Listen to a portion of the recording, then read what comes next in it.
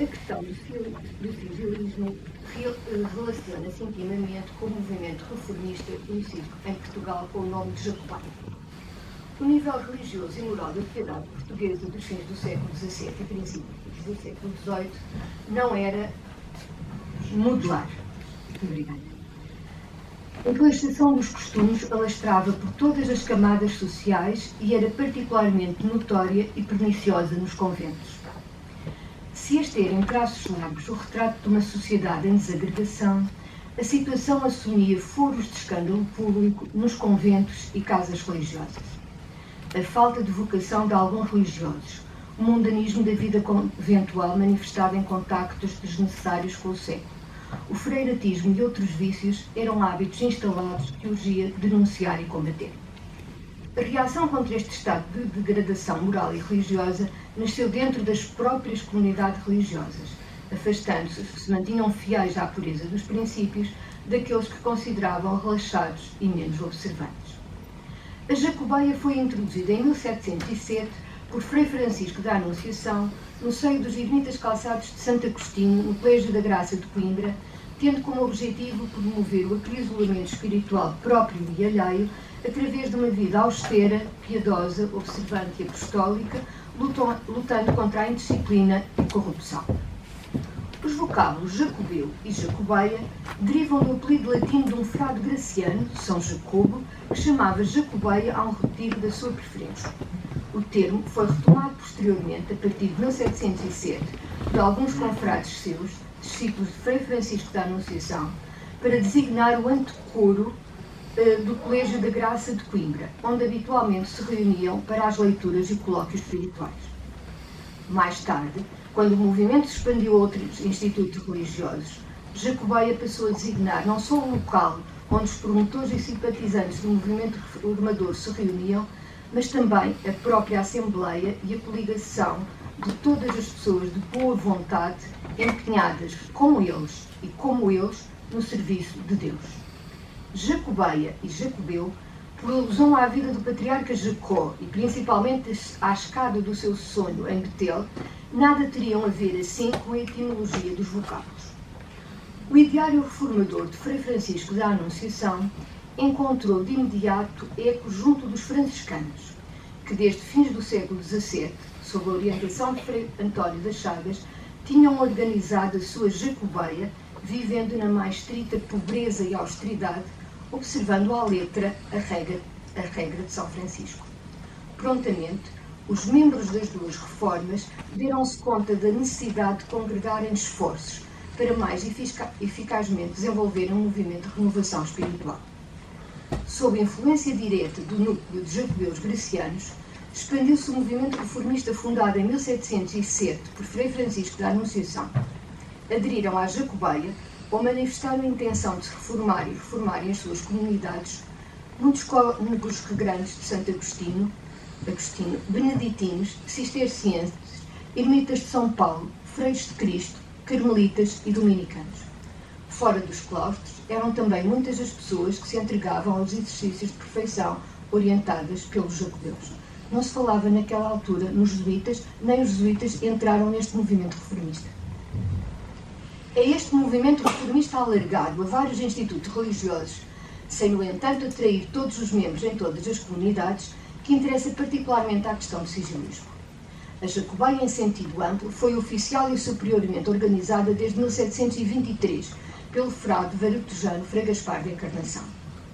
Este movimento, que de início não foi geral, nem teve caráter oficial, alcançou grande projeção. Contavam-se entre os seus membros personalidades bem conhecidas, das quais destacamos somente as que intervieram diretamente na contenda do sigilismo.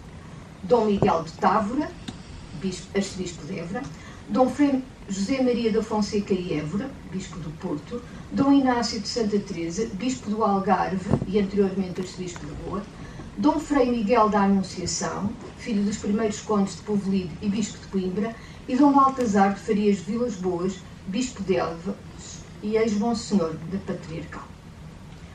Os jacobeus davam intencionalmente às práticas da vida espiritual dose notável de exterioridade, pretendendo também desta forma prestar testemunho e promover a reforma dos indivíduos e das instituições. Mas a espiritualidade e ministério dos jacobeus, apesar de terem produzido muitas conversões, nunca mereceram a simpatia e a aprovação de todos. A guerra declarada a vícios instalados ocasionava a suspeita de contemporizadores e a revolta dos relaxados e irredutíveis. Os atritos não se fizeram esperar e as acusações avolumaram-se à medida que a jacobeia se ia tornando mais forte e os seus membros se mostravam indiferentes às críticas e prosseguiam o seu ideal de vida. Desde sempre, mas principalmente a partir de 1745, os rivais dos jacobeus recorreram a todos os processos para diminuírem o valor destes e menosprezarem os seus propósitos. Ridicularizavam o seu porte exterior e modo de vestir, escarneciam das suas práticas espirituais, apelidavam os jacobeus de hipócritas e beatos e acusavam-nos de formarem conventículos. O ambiente havia muito de grande tensão, mas a questão só deflagrou em 1745, quando começou a constar e depois se tornou público, através de declarações de pessoas autorizadas, mas rivais dos jacobeus, que havia em Portugal confessores, isto é, jacobeus, que usavam das notícias recebidas na confissão para, com ou sem autorização dos penitentes, corrigirem, por si ou por outrem, os cúmplices desses penitentes e assim promoverem a reforma dos costumes em que andavam empenhados. Numa palavra, os jacobeus foram acusados de antisigilistas porque o abuso de indagar os cúmplices para fins exteriores à confissão é considerado violação ou atentado contra o sigilo sacramental. Não obstante, e paradoxalmente, passaram a ser designados pelos seus opositores por sigilistas, enquanto se intitulava a facção contrária de antissigilista.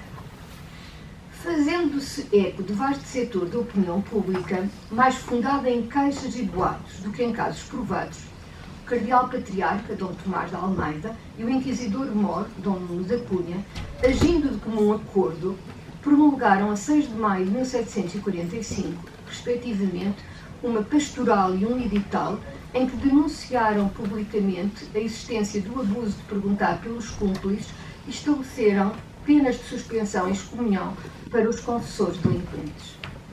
Nos documentos cardinalícios não se identificavam os confessores denunciados, mas aos olhos de todos era claro que se pretendia atingir os membros da Jacobeia. As reações à publicação da pastoral e edital foram naturalmente opostas.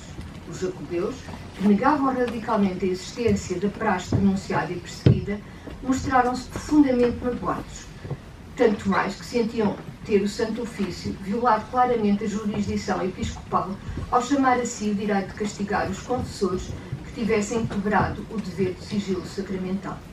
Os jacobeus não esconderam a sua satisfação e aprovaram abertamente a atitude dos cardeais.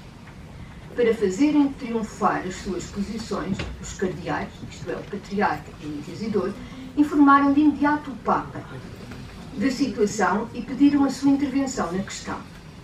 A partir deste momento, a polémica entre as duas fações vive momentos de grande intensidade. As duas partes em contenda trocam acusações e esgrimem argumentos, envolvendo-se numa batalha de folhetos, que o Sr. Professor Vitorino Anselmo já fez referência anteriormente, a maior parte clandestinos, e o Papa Bento XIV vê-se obrigado a intervir, publicando vários breves e 4 constituições para tentar solucionar o problema. A última Constituição Papal veio acalmar os ânimos, embora determinasse a obrigação de denúncia ao Santo Ofício dos confessores delinquentes, não retirava aos bispos o poder disciplinar sobre os infratores do sigilo sacramental. Encontrou-se aqui um equilíbrio, mais ou menos. O clima de paixão que presidiu esta contenda começou a atenuar-se e os jacobeus continuaram preocupados com a persecução da reforma a que se tinham votado. Parecia que estava tudo resolvido, mas não estava. E, em 1768, a questão do sigilismo renasce, quando o quadro político-religioso se encontrava completamente alterado. A Dom João V, falecido em 31 de julho de 1750, sucederam ao seu filho Dom José, que ainda príncipe herdeiro se manifestara simpatizante da facção apoiante da Inquisição na questão do sigilismo.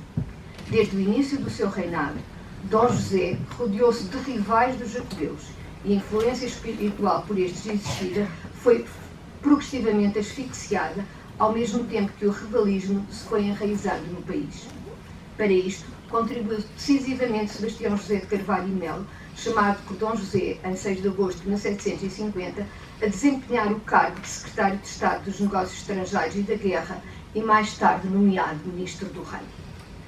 Não podemos interpretar como ato isolado a atitude tomada pelo poder josefino para com os jacobeus. Trata-se apenas de mais um episódio político a acrescentar a uma cadeia em que se integram sucessivamente, visando os mesmos objetivos e atestando o princípio regalista do primado do poder temporal sobre o poder espiritual. O massacre dos Távoras, expulsão dos jesuítas, corte de relações diplomáticas com a Santa Sé, a renovação do beneplácito do Régio, sendo outorgado caráter definitivo por lei de 6 de maio de 1761, a criação da Real Mesa Censória e a conversão da Inquisição em Tribunal Régio com o título de Majestade. Dom Miguel da Anunciação, bispo de Coimbra, continuava naquela altura a dirigir a sua diocese e era desde 1759 o único chefe dos jacobeus, protagonista da contenda de 1745 ainda vivo. Fiel aos princípios reformistas jacobeus, via com apreensão a invasão das doutrinas regalistas e, ainda antes de ser preso em 1768, manifestou a sua discordância com os teólogos e juristas de Sebastião José. Ninguém duvidava, muito menos Pombal, que o bispo de Coimbra era um acérrimo defensor do curialismo ultramontano, e esta divergência ideológica fez reacender a querela do sigilismo. O pretexto para a reabertura do conflito surgiu em 68, quando o bispo conde de Coimbra, alarmado com as proporções que o regalismo e o imperialismo atingiam em Portugal, mandou ler nas igrejas da sua diocese uma pastoral manuscrita, datada de 8 de novembro, que não sujeitara ao beneplácito régio, proibindo os seus diocesanos, sob pena de excomunhão, da leitura dos livros que tinham sido publicados nos últimos tempos contra a religião revelada, contra a pureza dos costumes e contra a obediência devida aos soberanos. Isto tudo é graves. Entre eles, a par das obras dos enciclopedistas franceses, encontravam-se as obras de Turpin e Febronius, os clássicos regalistas inspiradores do regime e dos teólogos e juristas da corte. É óbvio que Dom Miguel da Anunciação, ao elaborar o seu índex de livros proibidos, se colocava em conflito aberto com as leis vigentes do país e se expunha a uma sanção violenta. Esta não se fez esperar. Considerando-se que a pastoral era um atentado contra a autoridade régia, ao usurpar atribuições da Real Mesa Censória, e um desafio ao curialismo romano, ao regime regalista vigente, Dom Miguel da Anunciação foi preso a 8 de dezembro desse ano, 1768, transportado para Lisboa e encerrado no Forte de Pedrosos, cárcere onde esteve praticamente isolado mais de 8 anos. Cometeu-se à Real Mesa Censória o exame da pastoral e, em conformidade com o parecer dado pelos seus censores, Frei Manuel do Cenáculo, Frei Inácio de São Caetano e João Pereira Ramos de Azevedo Coutinho, proferiu aquele tribunal, em 23 de dezembro, a sentença em que se declarava o bispo-conde réu, leio as expressões do documento, de rebelião notória e de sedição manifesta, se qualificava a pastoral de prejudicial, imprudentíssima e sediciosa, e se ordenava que esta fosse lacerada e publicamente queimada com pregão na Praça do Comércio pelo executor da Justiça, o que aconteceu logo no dia imediato, 24 de dezembro de 1768, precisamente na data fundacional da Régia Oficina Tipográfica, na presença de Diogo Inácio de Pina Manique, corregedor do crime do bairro de Belém. A sentença da Real Mesa Censória sobre a pastoral do bispo de Coimbra foi de imediato impressa para que pudesse ser afixada nos lugares públicos desta cidade e remetida a todas as cabeças de comarca e vilas notórias.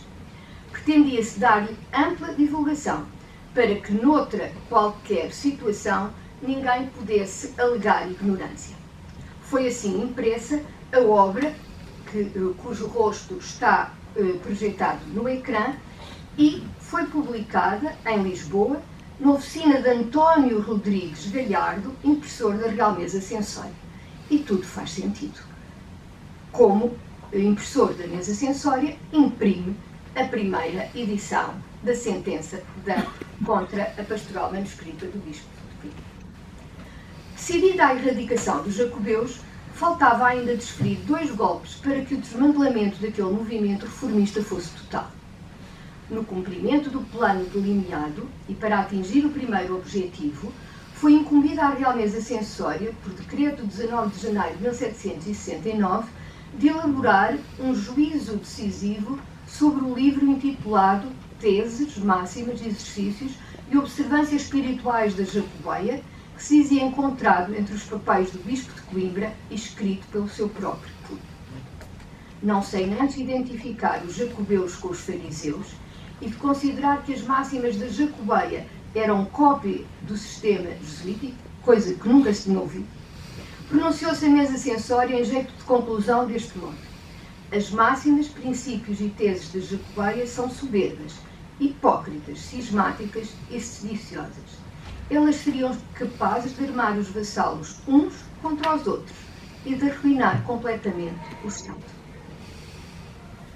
Baseada neste parecer, a mesma Real Mesa Censória proferiu em 3 de abril de 1769 a sentença final, em que determinou que todos os exemplares de teses, máximas, observâncias ou exercícios de observâncias gerais da Jacobeia fossem publicamente lacerados e queimados com pregão na Praça do Comércio pelo executor da Alta Justiça. Cometeu-se à Régia Oficina Tipográfica, em 1769, a publicação da referida obra.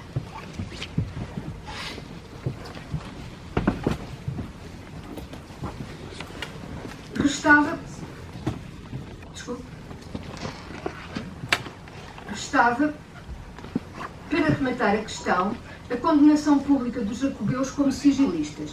Para o efeito, por incumbência oficial do governo, escreveu José Silva da Silva o libelo intitulado Memorial sobre o cisma do sigilismo que os denominados jacobeus e beatos levantaram neste reino, Portugal, etc., dividido em duas partes.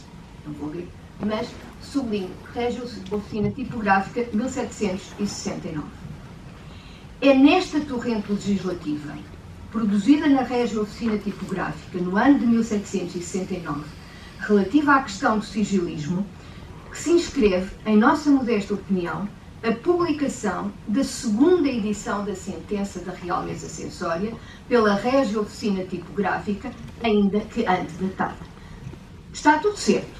Está 1768 e deveria estar 1769, mas manteve-se a data da publicação inicial da sentença e da data em que ela foi referida.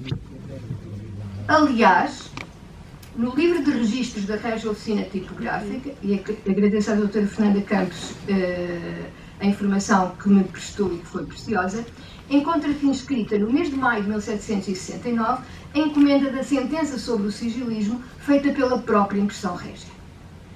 Se dúvidas ainda houvesse sobre a paternidade tipográfica desta espécie, o estudo, ainda que superficial, do material usado na sua confecção encarregar-se-ia de esclarecer.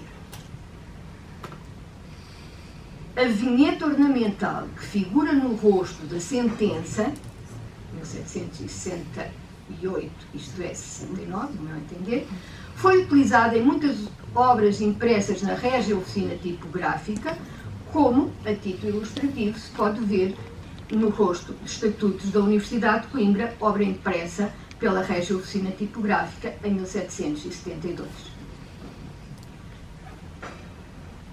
A capitular letra M, que marca o início do texto da determinação do Presidente da Real Mesa Censória para que os deputados apresentassem naquele tribunal parecer sobre a sentença, é bem diferente na edição de António Rodrigues Galhardo e na edição da Régia Oficina Tipográfica.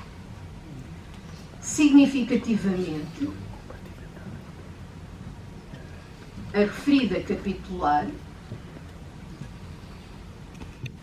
presente na edição avulsa da sentença, estampada na Régia Oficina Tipográfica, é igual à que dá início ao mesmo texto introdutório da sentença, incerto na coleção das leis promulgadas e sentenças proferidas nos casos da Pastoral do Bispo de Coimbra, também impressa na Régia Oficina Tipográfica, neste mesmo ano de 1769. A sentença da Real Mesa Censória contra a pastoral manuscrita do Bispo de Coimbra não é de certo a primeira obra impressa na Régia Oficina Tipográfica, mas tem os seus prelos. Não foi inocente fazer publicar um documento desta natureza numa Régia Oficina Tipográfica. Era a legitimação pública de um processo relâmpago em que o réu nem sequer for ouvido, para usar as palavras de Cabral de Moncada, ou, muito simplesmente, uma manifestação evidente de poder. Muito obrigada.